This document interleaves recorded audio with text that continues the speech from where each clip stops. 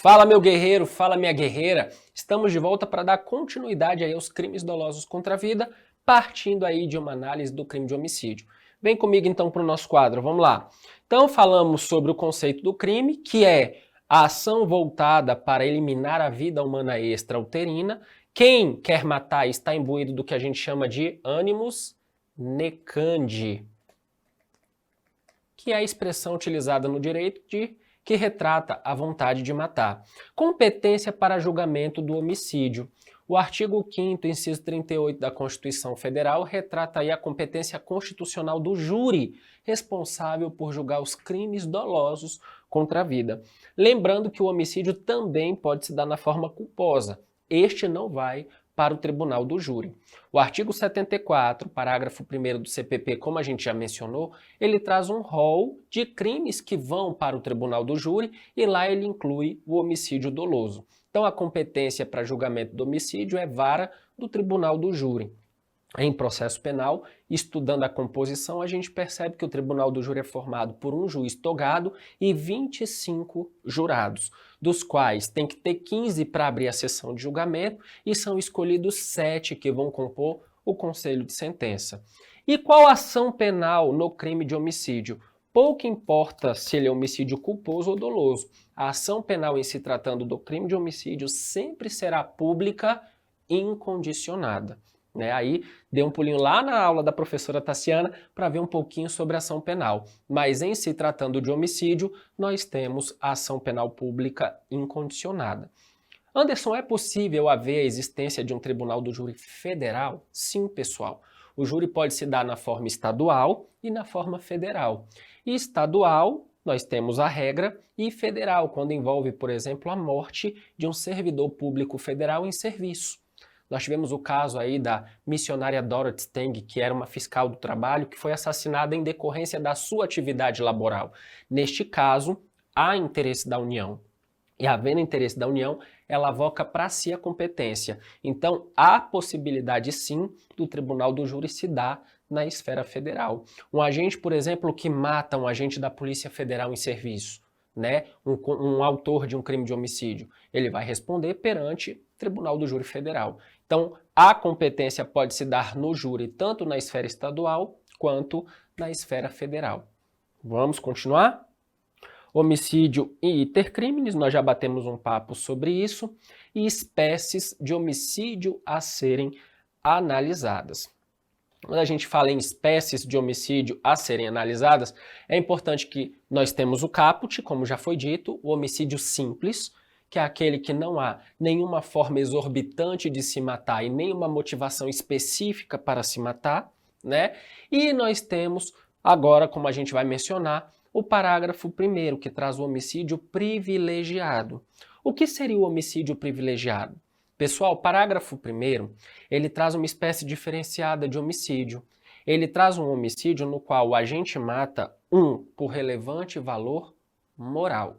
O que seria o relevante valor moral? É aquele de cunho subjetivo, individual. Moral, amor. Eu amo a minha mãe, amo meu pai, amo meu filho, amo a minha família. A minha dignidade sexual é o meu templo. Quando violada de forma arbitrária, quando uma pessoa, por exemplo, é estuprada, quando um filho é assassinado e aquele pai entra em depressão, aquilo destrói uma família, e o agente resolve voltar a sua fúria contra o agressor, matando o assassino, ou o estuprador, ou aquele que praticou algo que afrontou a moral daquele indivíduo, nós temos o homicídio privilegiado pelo relevante valor moral. O exemplo clássico trazido pela doutrina é quando um pai mata o estuprador da filha. A dignidade sexual constitui um dos atributos mais importantes do ser humano. Então, quando ela é violada, a moral do indivíduo fica abalada. O amor a um filho é algo surreal, o amor de um pai, de uma mãe por um filho. Então, quando alguém, por exemplo, tira esse filho desse pai, mata esse filho e tira dessa mãe, a revolta é tão grande, os sentimentos ficam tão abalados, a moral ali, aquela relação fica tão abalada, que quando a gente mata aquele assassino, a jurisprudência e a doutrina tem entendido que aquilo constitui um relevante valor moral, amor. ok? Tanto é que quando, por exemplo, nós temos uma hipótese em que um traficante, isso já caiu na OAB, o traficante sequestrou o filho do cara e deu um prazo para que o cara vendesse uma determinada droga, senão ele mataria essa criança. Esse pai não pensou duas vezes, ele foi praticar o tráfico. E pergunto, qual a tese que eu poderia alegar em favor dele para que ele não respondesse pelo crime de tráfico? Coação moral irresistível. O amor do pai pelo filho faz com que aquela conduta não seja culpável. Então afasta-se um dos elementos da culpabilidade. No homicídio, o relevante valor moral causa diminuição de pena, nos termos do parágrafo 1º, tá? Então a pena ali pode ser reduzida de 1/6 a 1/3 quando o agente mata em nome do relevante valor moral. Anderson, qual o tempo em que eu posso analisar a existência do relevante valor moral? A lei não fala em tempo. Então, o que vai motivar o relevante valor moral é a circunstância, é o motivo pelo qual a gente mata. Então, esse motivo ele pode perdurar por muitos meses ou até mesmo por anos. Superar a morte de um filho, superar um estupro, não leva dias, não leva horas. Cada pessoa reage de uma forma. Então, nós temos aí a motivação do agente que vai delimitar a existência do relevante valor moral. Beleza? E nós temos ainda como próxima hipótese o relevante valor social. O que seria o relevante valor social? Diferente do relevante valor moral, o social é aquilo que abarca o coletivo. Então observem que eu moro do lado de uma escola e nessa escola todas as crianças estão sendo aterrorizadas por um traficante de drogas. As famílias estão em pânico. Esse traficante tem vendido e trazido, aliciado crianças para o tráfico. E um belo dia, eu diante de uma alienação, né, ele está ali aliciando uma criança para explorá-la no mundo do tráfico, oferecendo drogas para essa criança, eu vou lá e mato esse cara.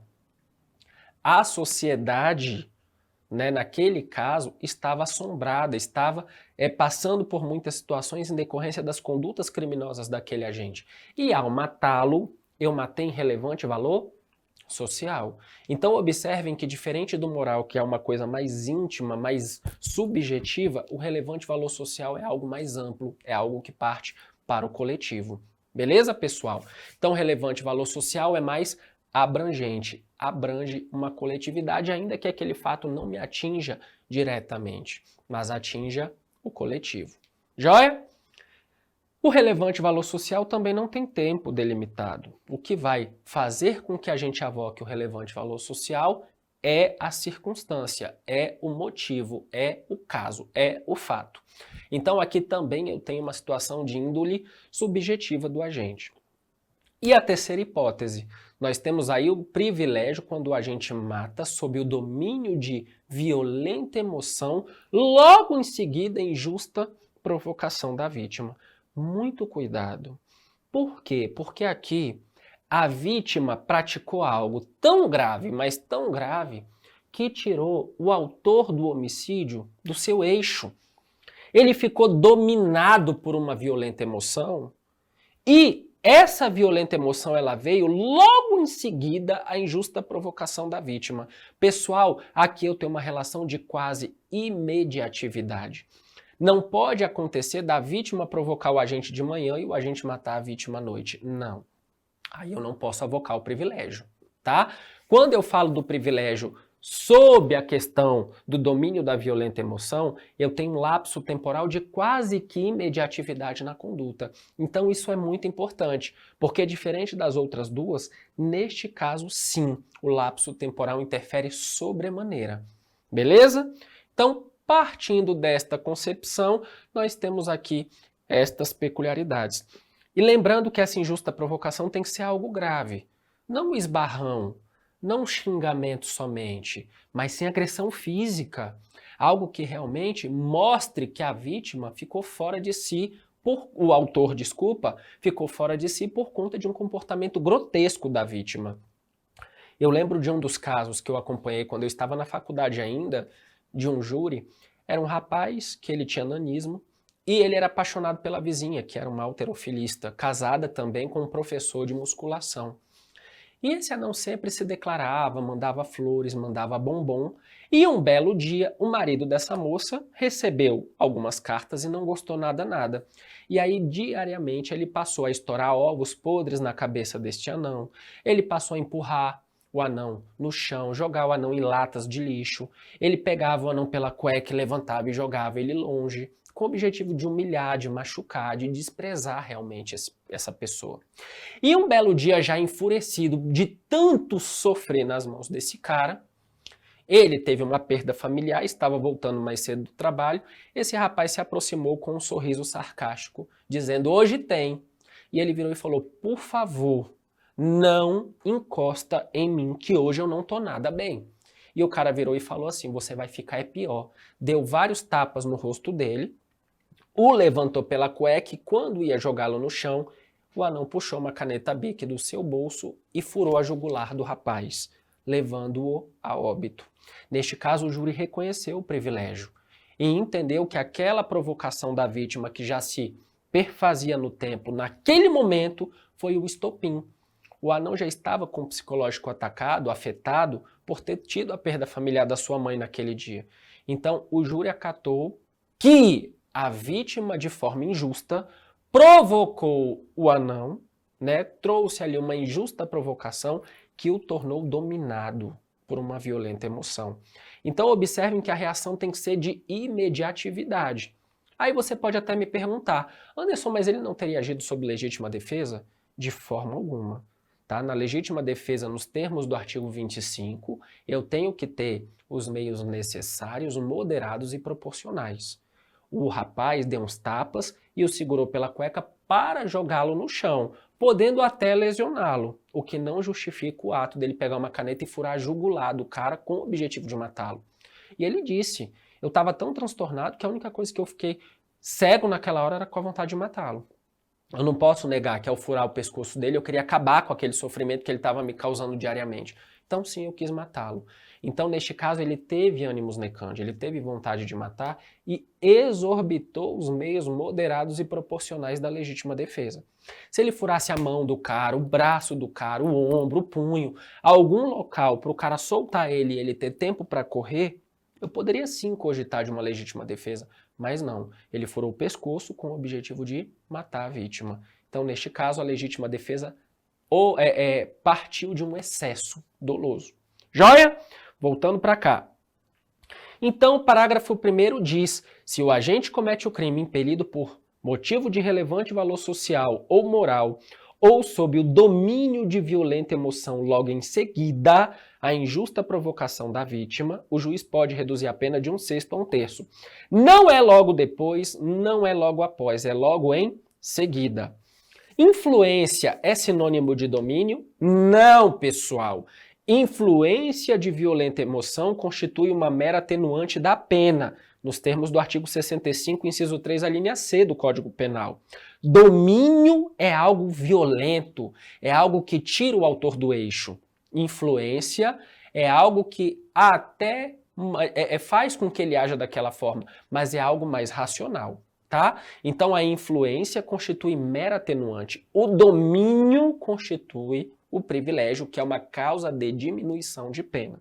A atenuante se aplica na segunda fase da dosimetria. A causa de diminuição de pena na terceira fase da dosimetria. Beleza? Voltando para cá. Eutanásia e eugenia. São a mesma coisa? De forma alguma. O que seria a eutanásia? A eutanásia é o chamado homicídio piedoso. Estou ali vendo uma pessoa que eu gosto muito, sofrendo e definhando. Ela perdeu os movimentos, tem uma doença degenerativa, todos os dias ela pede para morrer. Só que ela não tem como tirar a própria vida. Suicídio não é crime.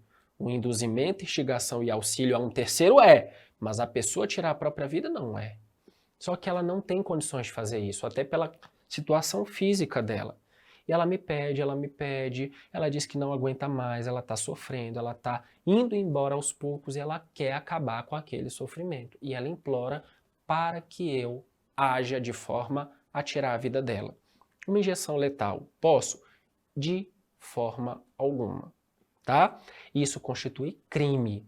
É uma espécie de homicídio privilegiado pelo relevante valor moral, sentimento. A piedade, você fez aquilo movido pela piedade, pelo desejo de não ver mais a vítima sofrer. E aí você agiu daquela forma. Então a doutrina entende, e os tribunais também, que a eutanásia pode constituir uma forma de homicídio privilegiado pelo relevante valor moral. E a eugenia? Eugenia, pessoal, é a ideologia de Hitler. É matar a pessoa porque ela tem uma deficiência ou porque ela não se adequa a um determinado padrão. A eugenia é algo muito grave, que pode constituir um homicídio qualificado ou até mesmo um crime de genocídio, tá? Então a eugenia não constitui privilégio. A eutanásia pode constituir um homicídio privilegiado pelo relevante valor moral. A eugenia, de forma alguma. A eugenia pode constituir uma qualificadora do homicídio, quando não constitui um crime de genocídio, que é um crime contra a humanidade. Beleza? Então, não é sinônimo, são coisas muito diferentes. Joia? Voltando para cá. Homicídio qualificado, nossa segunda espécie aí de homicídio. Terceira, na verdade, porque nós temos o simples, nós temos o privilegiado e agora nós temos o homicídio qualificado. Se o homicídio é cometido, mediante paga ou promessa de recompensa ou por outro motivo torpe. Observem, pessoal, que a torpeza está relacionada a algo egoístico. Algo que o agente quer, que ele deseja, seja dinheiro, seja patrimônio, seja posição social, seja vingança.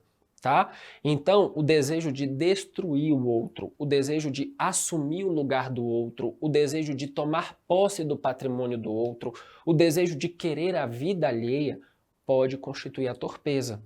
A lei, ela fala, mediante paga, promessa de recompensa, o outro motivo torpe. Observem que então a gente tem que fazer uma interpretação extensiva para chegar à conclusão do que seria um motivo torpe.